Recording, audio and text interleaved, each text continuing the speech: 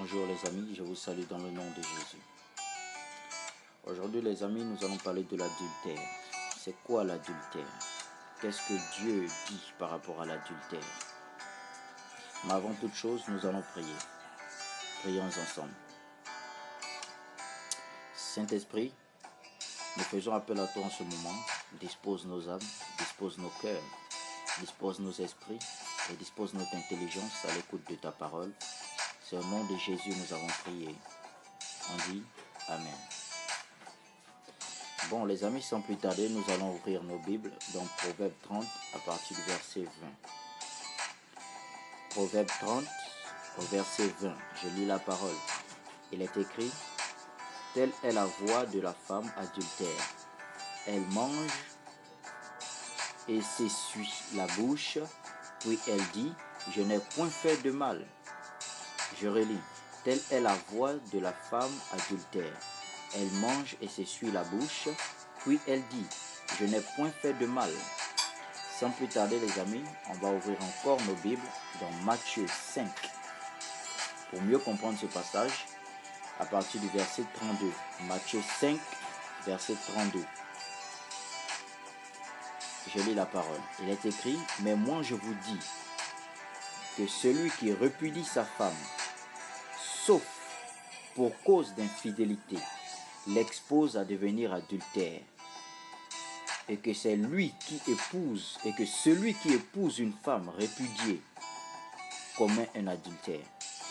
Ici les amis, tout simplement ce passage, le Seigneur veut nous faire comprendre ici tout simplement que un homme qui répudie, donc qui chasse sa femme, parce que répudier c'est chasser. Bon, je pense bien que vous le sachez, vous le savez déjà. Un homme qui répudie sa femme, donc un homme qui chasse sa femme, le Seigneur dit, quand un homme chasse sa femme qu'il a mariée, si ce n'est pas à cause de l'infidélité, d'une cause adultère, donc ça veut dire qu'elle a couché avec un autre homme, et puis il lui a chassé, si ce n'est pas à cause de ça, mais qu'il a chassé sa femme à cause de autre chose, quelle que soit la chose, il expose sa femme à l'adultère. Il expose sa femme à devenir adultère. Parce que Dieu n'autorise pas un homme à chasser sa femme, sauf si cette femme a commis l'adultère, donc lui a trompé avec un autre homme.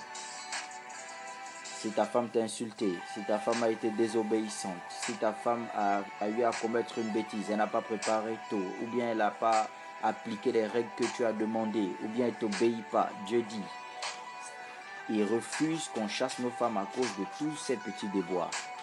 Dieu nous autorise à répudier nos femmes si seulement si elles nous a trompés. Et la parole va encore un peu plus loin en disant, cette femme qui a été répudiée, donc chassée par son mari, si un homme l'aborde et sort avec elle, alors qu'elle est mariée avec un autre homme qui lui a chassé, et ils n'ont pas encore divorcé, parce que devant Dieu, ils n'ont pas divorcé. Devant Dieu, c'est le divorce. C'est plutôt ce qu'on appelle l'infidélité qui cause le divorce chez Dieu. Voilà, chez Dieu, quand il n'y a pas encore infidélité, quand l'un des deux partenaires n'a pas trompé l'autre, le couple devant Dieu est toujours marié. Parce que pour Dieu, les amis, tout simplement, notre Père ne nous autorise pas de nous séparer de notre femme avec laquelle nous sommes mariés. Notre Dieu nous autorise le divorce si seulement il y a eu tromperie. Ça veut dire si l'un des conjoints, si l'un des partenaires a trompé son partenaire avec quelqu'un d'autre, là devant Dieu, alors nous sommes séparés, nous ne sommes plus unis, nous ne formons plus une seule chair. Mais s'il y a eu un problème, ou bien un malentendu, ou bien quelle que soit la chose qui peut arriver, quel que soit le problème qui arrive, et qu'on décide tous les deux d'aller divorcer devant l'État, eh bien les amis, c'est devant l'État que nous sommes divorcés, mais devant Dieu, on n'a pas divorcé, parce qu'il n'y a pas eu adultère. Il n'y a pas eu adultère. Bon, les amis, nous allons encore ouvrir nos Bibles dans Romains 7 à partir du verset 3. Romains 7 à partir du verset 3. Je lis la parole. Si donc, du vivant de son mari, elle devient la femme d'un autre homme, elle sera appelée adultère. Mais si le mari meurt, elle est affranchie de la loi. de sorte qu'elle n'est point adultère en devenant la femme d'un autre. La parole est simple. Elle nous dit, si donc du vivant de son mari, elle vient à tromper son mari, alors cette femme est appelée une femme adultère parce qu'elle a trompé son mari. Mais si son mari est décédé, cette femme est libre et affranchie de la loi qu'il dit qu'elle doit rester près de son mari. Donc elle peut se remarier. Si son mari est décédé, cette femme a le droit de se remarier avec quelqu'un d'autre. Automatiquement, elle n'est pas dans l'adultère, mais elle est dans la droiture du Seigneur, les amis. Nous allons encore ouvrir nos passages dans 1 Corinthiens. Nous allons ouvrir encore notre Bible dans 1 Corinthiens 6, au verset 9, de 9 à 10. Je lis la parole de Dieu dans 1 Corinthiens, verset 9 à 10. Ne savez-vous pas que les injustes n'hériteront point le royaume de Dieu? Ne vous y trompez pas, ni les impudiques, ni les idolâtres, ni les adultères, ni les inféminés, ni les infâmes, ni les voleurs, ni les cupides, ni les ivrognes, ni les outrageux, ni les ravisseurs n'hériteront le royaume des cieux. Les amis, évitons de nous voiler la face et puis évitons de nous mentir, les amis. Si nous passons notre temps à tromper notre femme et que nous allons à l'église tous les dimanches, ne pensons pas une seule fois, alors ne serait-ce qu'une seule fois, les amis, que le royaume des cieux nous est réservé. Jamais de la vie, les amis, jamais de la vie. Parce que le Seigneur nous dit que toutes ces personnes qui commettent ces choses n'hériteront pas le royaume des cieux. Donc ça veut dire, si nous sommes mariés avec nos femmes et que nous passons notre temps à les tromper, et puis nous passons notre temps à aller à l'église les dimanches, ne pensons pas que nous hériterons le royaume des cieux, les amis. Jamais.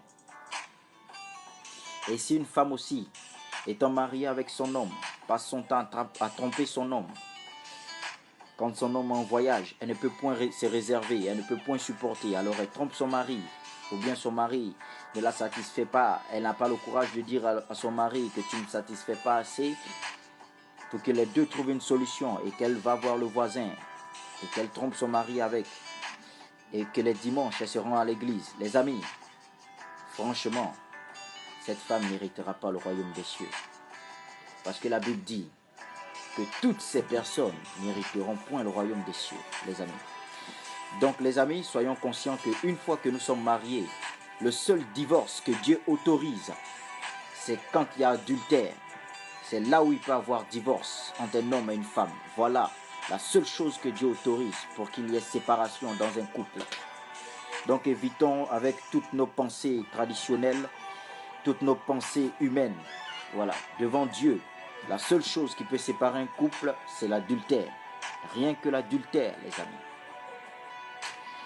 Et la mort de l'autre conjoint, bien sûr, que ça soit de la femme ou de l'homme, les amis. Il n'y a que ça. Il n'y a que ça que Dieu voit. Bon, béni soit, je vous bénis dans le nom de Jésus. Béni soit l'Éternel Dieu des armées pour tout ce qu'il fait pour nous.